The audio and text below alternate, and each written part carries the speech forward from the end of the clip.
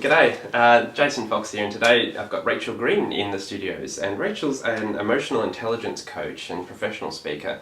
She's been practicing mindfulness meditation since 1987. It's a long time. And has actually used this practice to cure her of panic attacks, which is purely awesome, and we're going to get into that soon. But perhaps before, what is mindfulness meditation and how can it help people?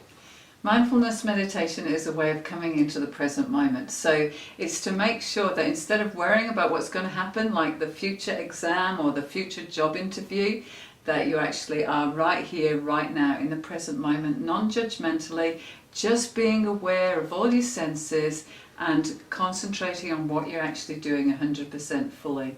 So for exams it's so important because instead of worrying about the next question, you focus on that question. The night before, instead of worrying about the consequences of failing the exam, you're focusing on the study that you're doing, you're focusing on going to sleep. So you're actually right here, right now. So important. I can remember countless exams, and I'm sure that many students can relate to this, where they get to their exam table, they have a wonky desk, there's someone with a snotty nose within 360 degrees of them, they've got an adjudicator that's prancing around and looking at them, and there's so many different things that can take them away from what they need to be focusing on. Yeah, they get distracted. Yeah, and then the biggest thing with anxiety though is what if? What if this happens? What if that happens? Or regrets about the past. Oh, I wish I'd read that article. I wish I'd studied that. Oh, I wish I'd asked the teacher this. So being in the present moment means that you let go of the anxieties and what ifs of the future, and you let go of the regrets of the past, so that you just focus on a fully present. One of the big mindfulness meditation gurus is called John Kabat-Zinn, and he talks about be 100% fully present with 100% of your marbles. Don't just go into an exam or into a meeting or into an interaction or talking to someone with only 20% of your marbles or 40% of your marbles or 60%. Go with 100%. Think how much better you'll do in an exam if everything else is clear and you're just focused right here, right now. Gosh, I can imagine that sometimes this is easier said than done, which is why you need a lot of practice in this. Where's a place that people can maybe start if they want to be more mindful? Eating. Okay. Because lots of us love to eat. Yeah. You'd like that, Jason? So eating meditation, you just take a piece of food and very slowly eat it, so that you actually fully taste it. So you start to notice the foods in your mouth and you start to chew very slowly, so that what happens is you start to actually taste your food, and then you start to notice what is the tongue doing, what saliva is there in the mouth, what are your cheeks doing, what is your mind doing, what are you paying attention to? So you eat and be fully present with the eating. And I had a man the other day, I did this with a large group, and he put his hand up at the end and said, I realised that after 45 years I've never fully tasted my food. I gave them all a sultana to have a meditation on. We took 15 minutes to eat the sultana. So we got people to smell it, we got people to look at it, we got people to feel it, we got people to hear it, it crinkles, the sultana crinkles, and then we got people to taste it. So that they put all their senses just into this one sultana. And at the end, I did it with a group of 40 last week, they were so calm. They were so stressed when they came in, and they were so calm at the end. So food's really easy to practice because you always have to eat. And there's several points along a student's pathway that may derail them from mindfulness, whether it's when they arrive at an exam room and all their friends are comparing how stressed they are, and there's got that frantic person flipping their notes, or if they get a question that suddenly they haven't studied for and they're really worried about that. What's the way that they could perhaps navigate through those? I think you practice mindfulness well before exam time. So you don't just go into an exam and go, now I'm going to be mindful. Yeah. You go, now I'm going to practice. So practice every day just for a little bit. Even if it's just, you're just having a meal, and just practice mindfulness once a day for 10 minutes. Then when the exams come, it's already a habit. If it's already a habit, then it's much easier to do, and then you are less likely to panic or get anxious when you see a question you don't know. Your thinking is more likely to be clear, so that the answers will arrive in the moment rather than you going into that terrible anxious struggling. So it's about practicing, and I'd always do it the night before, so that you need to get a good night's sleep. Stop the cramming, go and meditate, ease off, let the mind calm down, have a good night's sleep, and then when you get there you won't be so disturbed by those students who aren't mindful. And if you've got between exams, practice meditation as well, and then after an exam practice it, because that's also a time people freak out. They start to hear what everybody else has said, and then they go, oh, I didn't say that. But if you start to freak out, then it affects the next exam. Yes. So I'd be practicing mindfulness meditation before an exam, in between an exam, and after an exam. Yeah, and then throughout, I guess, because I can see this helping in so many areas. I think back to the number of times I've had a phone call where I haven't actually been present in the phone call, and then afterwards I have this regret that I didn't listen as much as I could to the... You don't know what they said. And I'm just thinking, anxiety's come up a few times, and if students don't immediately or have exams coming up in the near future, they may be feeling fairly anxious about their study workload. They may think that it's so big, I don't know what to do, I don't know where to start, so they don't start, and then the anxiety grows and it grows and grows. What would you suggest in this situation? Start with any step and one step. So anxiety will become overwhelming, but if you think about just focusing and meditating for 10 minutes and then starting, that will probably be easier, because it calms your whole mind. And when people are anxious, their minds get very, very restless, and they have this monkey mind, and then they go over and over and over and over and over and over it. And instead what you can do when you meditate is just to let all that restlessness go. It's like holding a heavy weight. If you keep a heavy weight held in your hand, hour after hour after hour, it becomes so heavy it becomes impossible to deal with. Meditation is saying, put that heavy weight, which is the exam, down. Just rest it. Even if it's 10 minutes later, you pick it back up. It's nowhere near as heavy as if you'd held it for half an hour or 3 hours. So it gives your whole mind and your whole body a rest, and there's some fabulous research.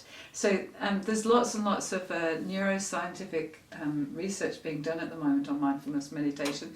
And one of the researchers, Professor Richard Davidson in the US, he's actually taken groups who have practiced mindfulness meditation for only 8 weeks, for only 45 minutes a day, and he has proven that you can get measurable changes of a positive nature in the brain between those who've done the 8 weeks and those who haven't.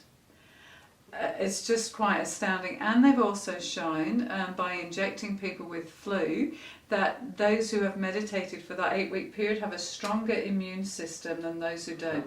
How good is that for exams? Gosh, they should be teaching this in school. Oh, I do think they should be teaching it in schools. In fact, one of my friends is a teacher, and she used to teach it in schools to her little children. She used to call it quiet time, so that they'd all learn just to quieten down and calm down. And if you're calm for an exam, you're going to do so much better. I just imagine the power of a whole classroom or a whole year level of students that have an awareness of the power of this, entering an exam in completely calm, collected state would be. Because everybody feeds off each other, so if everybody else is in a panic, it's so much easier to get in a panic. If you're all quite calm and you can walk into an exam mindfully.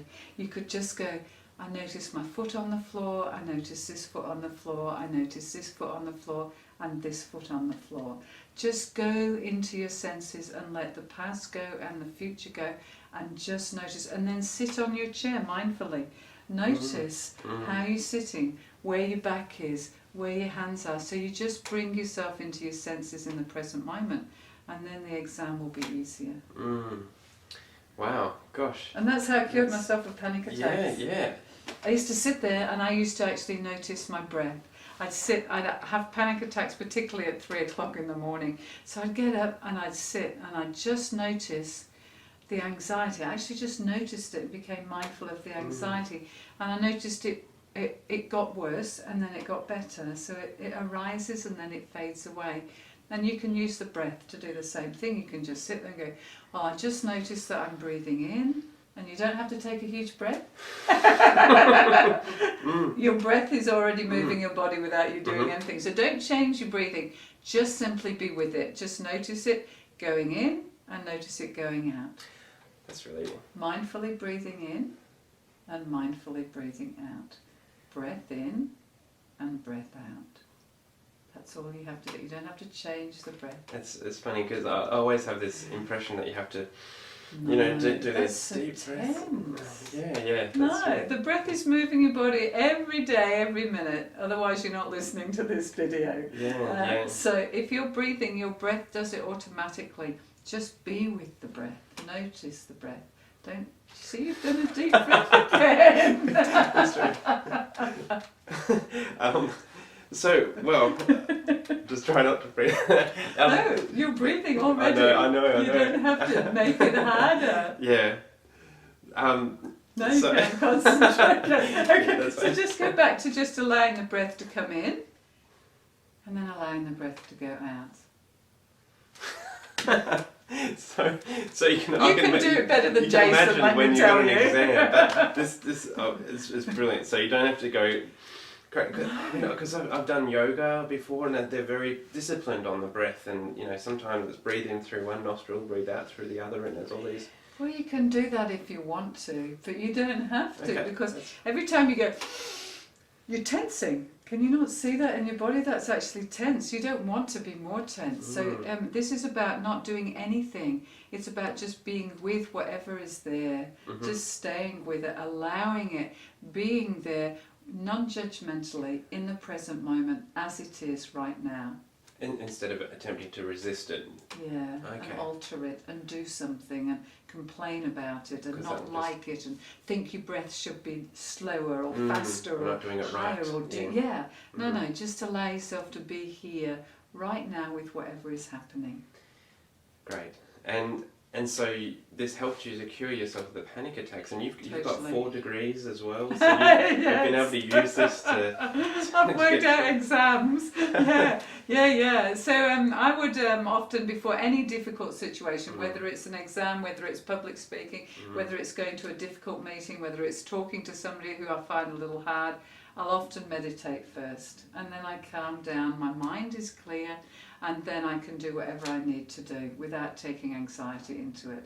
So anxiety's made a huge difference to my life, but mindfulness meditation is the thing that's calmed me. I haven't had a panic attack for years. And exams, you can walk into an exam, I won't cram the night before, for instance, and I know that I just need to be fully present in the exam and give it my best shot, which means I need to be calm and mindful and then be fully present with what I think the exam question's asking. Because if you've got anxiety, you might actually miss what the question's about. So yeah, it really does help. And doing assignments, just sitting there and writing things and preparing and reading, be fully present, you'll absorb more. Yeah. I love it. Okay, if the people watching this would like to find out more about you, where should they go to? Please go to my website, rachelgreen.com. I have a second website, confidentwoman.com.au, that you can also visit. Both sites have information on mindfulness meditation, and I also have a CD set called Happy Not Hassled, a 2 CD set which has mindfulness meditations on it, and I also talk on there about how to manage your own anxiety and anger. Yeah, Fantastic. because some people get angry around exams, you know. The exam So doesn't go. stress, tension. So I talk about how to use mindfulness meditation in those situations to manage your emotions. So Happy Not Hassled, it's called, and it's on both confidentwoman.com.au and rachelgreen.com. Fantastic. I'll have the websites appearing at the bottom of the Beautiful. screen. Thank you, Jason. This is wonderful. Rachel's helped me in my public speaking skills and being more mindful in that sense, and she's just absolutely wonderful. I really encourage you to get onto her websites and find out more. Thank you so much for sharing Thank your you, expertise Jason. today. Keep calm.